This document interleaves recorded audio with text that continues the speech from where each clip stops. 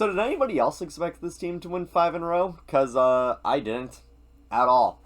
Bruins friends, it is time to hug it out. Because that is a 3-2 victory over the Ottawa Senators in overtime. Welcome back down into the den, everybody. Real quick, before we get into anything, first of all, the No One Hockey Podcast Discord is in the description. Join that, we have a lot of fun there. But more importantly, I have finally been approved for YouTube membership. If you want to come help support the channel, for just $2 a month, this will not change at all. I will never, ever raise the price above $2. It's your Costco hot dog and soda for the month. And come on, it's not that much. Just $2 a month. Not only do you get early access to my video essays, but on top of that, you also get exclusive access to live streams where I edit the video essays. I might at some point change this over to a Patreon model, and I might actually create my own little Discord. Why the hell not? Build up a little bit of community. Nevertheless, it's entirely up to you. Thank you all so much for 500 subscribers. Thank you all so much for getting me to this point. Now, let's get into the video. This game was really good, actually. We go into this game with the same exact lineup as usual, which means that Lohrei has been healthy scratch for the 5th game in a row. This is concerning now. Come on. 5 games in a row? Sturm, you sure that Aspero is better than him? You sure that Jokiharku is better than him? I don't think so.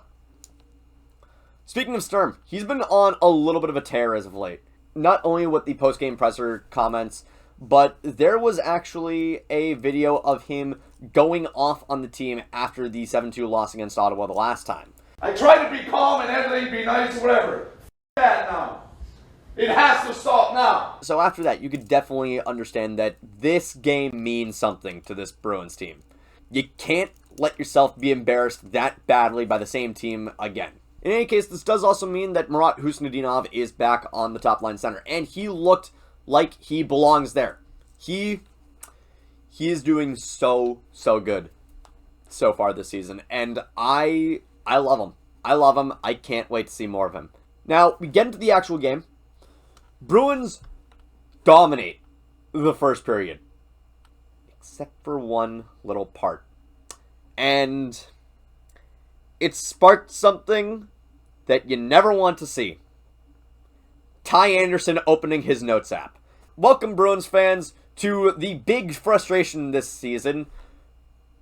This is now the 7th game that the Bruins have allowed a goal on the first 3 shots of the game.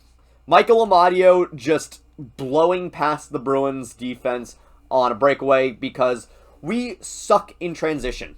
And I do want to give Korpisalo a little bit of what for on this one, because I think you should be able to save the first shot of the game. When you don't save the first shot of the game, it does not bode well for you. Now, granted, he did have a good game, and regardless, but at the same time, it was a little bit frustrating. I'm not gonna act like it wasn't a little bit frustrating. So Amadio goes right to goal, and we're down 1-0. But the Bruins don't allow another shot on goal for the next 18 minutes of the game. That should be the takeaway of this game. It's not necessarily that the Bruins allowed a goal on the first shot of the game. It's that they did not allow a shot on goal for the next 18 minutes. And this wasn't really Ottawa being a bad team. No. They have Dylan Cousins. They have Shane Pinto. Tim Stützle. Sure, Brady Tkachuk is in the infirmary for I don't know how long. I forget what his injury is. But at the same time, with a forward core like that, I think that the Bruins not allowing a shot on goal for 18 minutes, that is commendable. That is very commendable. And one player in particular stood out head and shoulders above the rest, and that's Fraser Minten. Fraser Minten, throughout the entire game, bully. Absolute bully. And for a kid that was part of a massive overpayment for Carlo, I'm so happy that we have him. I am so happy that we have him. And I think he's due for a promotion. He's due for a promotion, and not only due for a promotion, he's due for an extension. He is going to be paid pretty damn well by this team. Honestly, I could see him getting a similar contract to what we gave Charlie Coyle.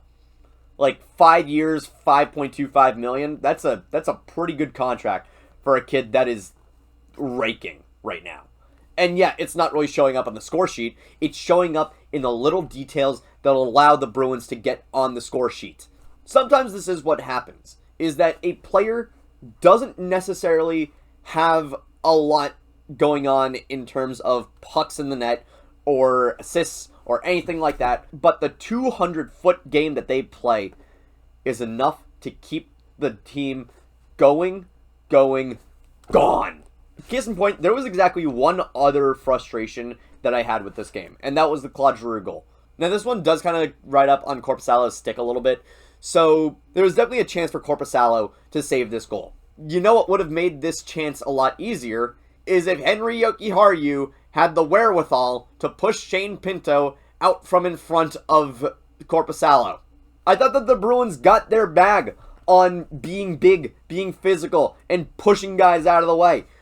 Henri Jokiharku may genuinely be less than worthless on this team. Right now, he is contributing nothing. And I am tired of looking at the game stat cards that show up on Twitter all the time and seeing Henry and seeing bottom left Yoki. I'm tired of bottom left Yoki. He does nothing. And I think the frustrating thing is that because you've just signed him to 3x3, who's going to take on this contract? Like, we're at a weird stage in the NHL where there's only like a couple of teams that are like properly tanking. It's Buffalo, it's Calgary, and like, who else? Maybe Nashville. Nashville's in a weird spot, and Ryan O'Reilly is back beating himself up over it. And so the best that you're going to do in terms of offloading Jokiharku is you're either going to get absolutely nothing, or you're going to need to package him with something very, very useful. And the good part is the Bruins have a decent amount of draft capital right now because of last year's deadline. It's more so a question of, do you want to package a second round pick or even a first to get someone to take on in Jokiharju's contract? I don't know. That's something that Sweeney and Neely need to decide between themselves. But enough about Jokiharku. Let's talk about this overtime. Because the Bruins, and more specifically Charlie McAvoy may have had the best shift that I've ever seen him have in a Bruins uniform. That was incredible. The dude was running around like a chicken with his head cut off, but with actual direction. Dude was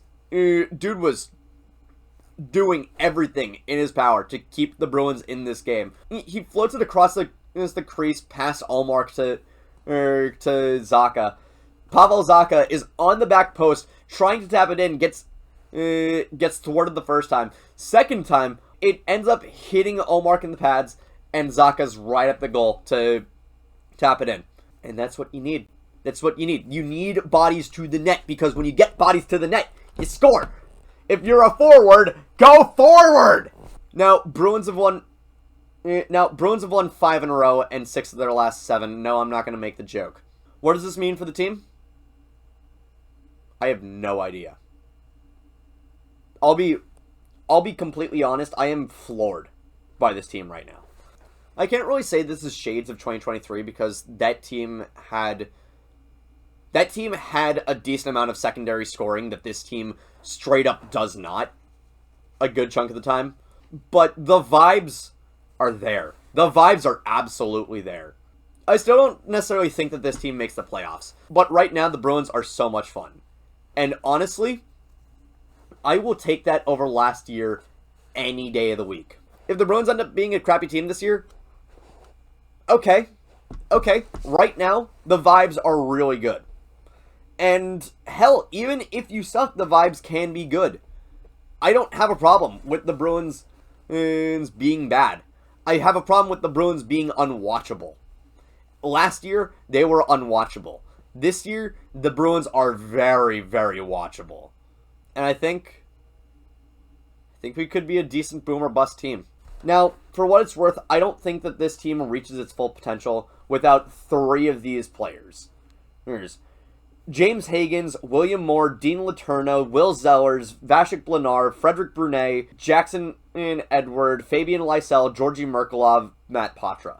Hell, you could probably pull that up to 4 or 5. Without a decent amount of that contingent of players, this team is probably going to be, the upside is a 5 to 6 game series and a loss in the wild card round. That's it. That is the peak of this team. I don't have a problem with that being the peak. But that is the peak of this team without those players. The Bruins currently with a 9-7-0 record have the best record of a team that is not in a playoff spot. And they have two first round picks this year. So it's incredibly likely that we're picking 16th and wherever the hell Toronto ends up. Likely somewhere within like the early to mid 20s. But that's fine. Maybe you can use those picks to move up. Who knows? I think that this team right now is a little bit too good to be properly in the Gavin McKenna sweepstakes. But given how